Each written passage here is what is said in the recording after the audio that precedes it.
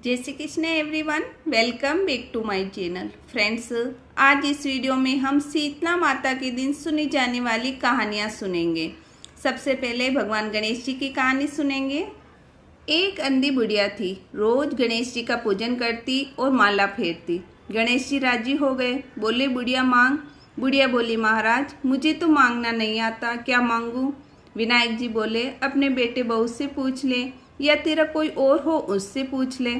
बुढ़िया अपने बेटे बहू से बोली गणेश जी से क्या मांगू? बहू बोली मेरे लिए पुत्र मांग लो, बुढ़ापे में पोते का मुख देख लोगी। बेटे से पूछा तो बोला धन मांग लो, धन हो जाएगा तो सब कुछ हो जाएगा। पड़ोसन से पूछा तो बोली बेटे बहू किसके हैं, तू तो अपनी दोनों आंखें मांग ले, नहीं तो बुढ़ापे में दुख पाएगी, पड़ी खाट पर सड़ेगी। बुढ़िया चक्कर में पड़ गई, सोचती सोचती सो गई। सुबह उठी, नहा धोकर पूजन किया। गणेश जी आए और बोले क्यों बुढ़िया, पूछ लिया? बुढ़िया बोली हाँ महाराज पूछ लिया। आप मुझे वरदान दो कि मैं अपने पोते को सोने के कटोरे में दूध पीता देखूं।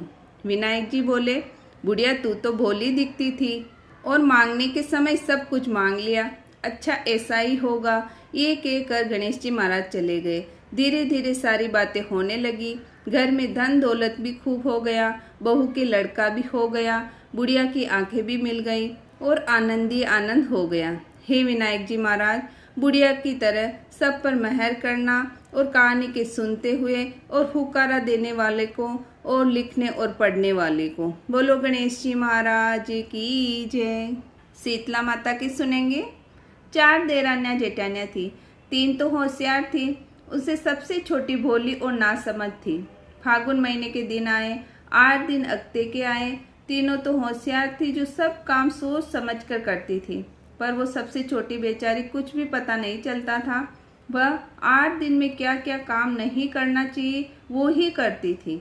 शीतला माता के एक दिन पहले सब जेठानियाँ नेवज, गाठ, लापसी, चावल, पापड़, पापड़ी, सब्जी सब बना रही थी, क्योंकि दूसरे दिन ठंडा खाते हैं। छठ के दिन उस देवयानी का बेटा बीमार हो गया था, तो उसने सोचा कि यह सब कल ही बना दूंगी। वो तो जैसे ही सुबह उठी सब नेवज और तला तली करने लगी। उधर सब जेठानियाँ हंस रही थी और कह रही थी ये पागल हो गई है, आज ये सब कर रही है, पर उसके पास जाकर कोई उसे समझाते नहीं है कि ऐसा करने से उसका तो बेटा बहुत बीमार हो गया और बड़े बड़े फोले पूरे शरीर में हो गए और वो मूर्छित हो गया। और वो भोली रोने लगी और दौड़ी दौड़ी जेठानियों के पास गई और कहने लगी मैं क्या करूं, कहाँ जाऊं? तो सब जेठानियाँ कहने लगी इसको माताजी के मंदिर ले जा। वो औरत जाने लगी। जाते वक्त रास्ते में एक डोकरी बेटी थी। उसने कहा ये जाने वाली मानवर कहाँ जा रही है, मेरे जुएं निकालती जा। उसने कहा मेरा पुत्र बहुत बीमार हो गया है, इसको माताजी के मंदिर ले जा रही हूँ, लो जुएं तो मैं निकाल लेती हूँ। उस डोकरी ने कहा जा तेरा पुत्र ठीक हो जाएगा। आगे गई तो एक आम का पेड़ था, बहुत सारी लकड़ियाँ बिखरी हुई थी।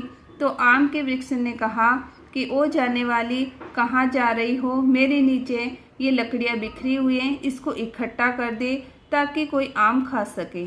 उसने अपने पुत्र को एक तरफ सुलाया, सारी लकड़ियाँ बिलने लगी। तब आम ने कहा जा तेरा पुत्र ठीक हो जाएगा। वो माताजी के मंदिर में जैसे ही सुलाया, उसका पुत्र तो एकदम ठीक हो गया। माताजी ने आप रूप दर्शन दिए और कहा कि ये पत्थर पड़े हैं, जितने तू ले जा सके वो लेती जा और कोठे में डाल देना। वो घर गई और कोठे में पत्थर डालकर सो गई। सुबह उठी तो सुंदर महल, नौकर चाकर सब आराम था। देरानियाँ जेठानियाँ जलने लगी और कहने लगी कल तो मरे हुए छोरे को लेकर माताजी के मंदिर गई और आज ये सब कैसे हो गया। 1 साल बाद वापस शीतला सप्तमी आई। जेठानियों ने भी सप्तमी के दिन ही नेवज बनाया और जानबूझकर कपड़े धोए, टाके लगाए, उसके भी पुत्र मर गए। जब वो माताजी के मंदिर लेकर जाने लगी तो रास्ते में वो डोकरी बैठी हुई थी। उसने फिर पूछा हे मानवर कहाँ जा रही हैं, मेरे जुए निकालती जा।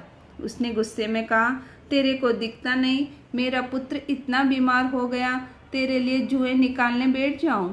और वो चली गई। आगे वही आम का पेड़ आया, आम ने कहा, ए औरत, कहाँ जा रही हैं?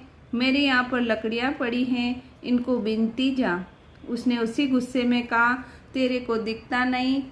मेरा पुत्र मरा पड़ा है, मैं इसको माताजी के मंदिर ले जा रही हूँ।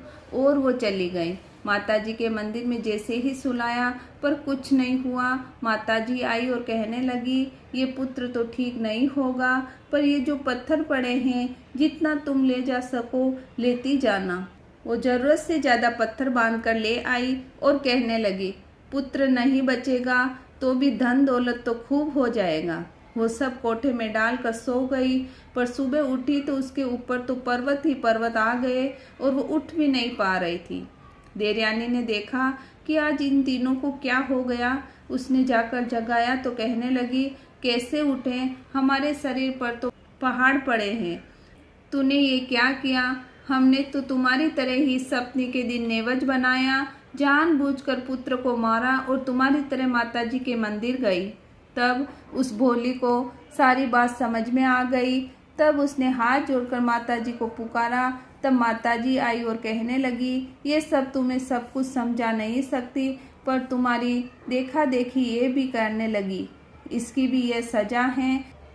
तीनों ने क्षमा मांगी और कहने लगी, अब आप जैसा कहेंगे वैसा ही करेंगे।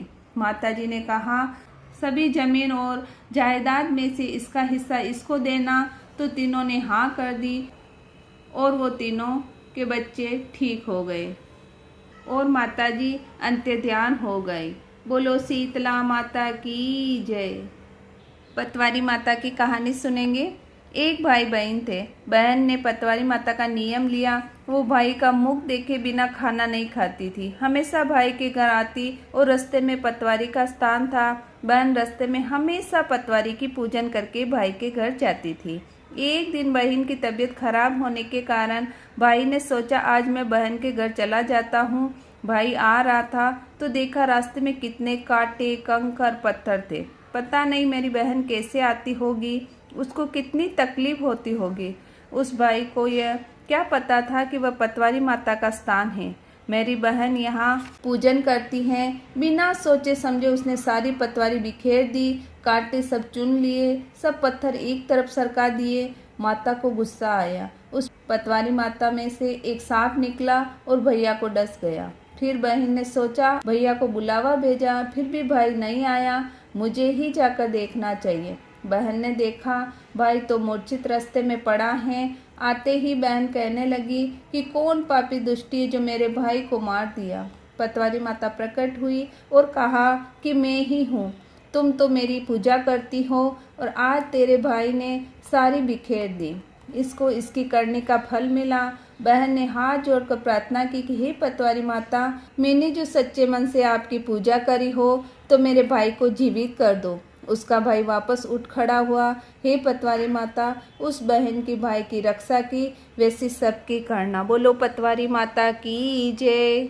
विश्राम बाबूजी की कहानी सुनेंगे। एक जाट था और एक भाट था। जाट तो चला ससुराल और भाट चला बहन के यहाँ। दोनों जने कुएं की पाल पर बैठ गए और बोले कि भाई विश्राम कर ले।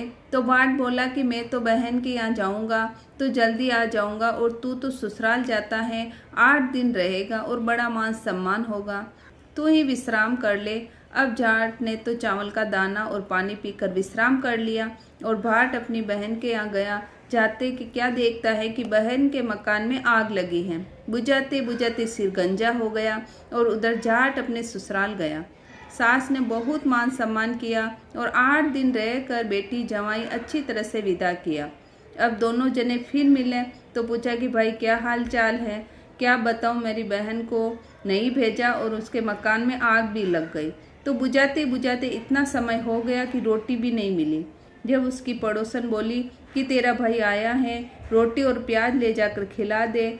जब मैंने खाना खाया, जाट अपनी औरत को साथ में लाया था और बोला कि मैंने पहले ही कहा था, चल विश्राम कर ले। भाट बोला, तू ही कर, मैं तो मेरे घर जाऊंगा। बेटा बहू घर पर गए तो भोजन किया और आराम करने लगे। और भाट घर पर आया तो माँ लकड़ी लेकर सामने दौड़ी कि जा अपनी भैंस खो गई है, ढूंढ कर ला, तब जाकर रोटी मिलेगी। सारा दिन हो गया घूमते घूमते पर भैंस नहीं मिली। अब जाट और बाट फिर रास्ते में मिल गए।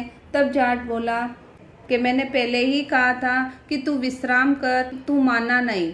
बाट ने कहा चल विश्राम करें। झटपट चावल का दाना और पानी का गिलास पिया, लेकर विश्राम ही कर रहे थे कि भैंस रेंगती हुई सामने आई। भैंस लेकर वह घर गया और माँ को पूरी कहानी सुनाई कि मेरे साथ क्या क्या मुसीबत आई थी। उसी दिन से सारी नगरी में ढिढोरा पिटवा दिया कि कोई भी ससुराल से या पियर से आए तो उनको विश्राम जरूर करना चाहिए। बोलो विश्राम बाबूजी की जय।